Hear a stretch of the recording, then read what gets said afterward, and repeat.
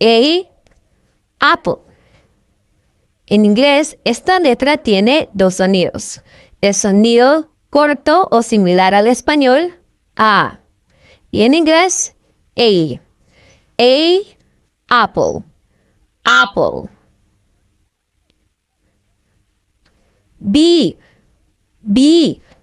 Book, book.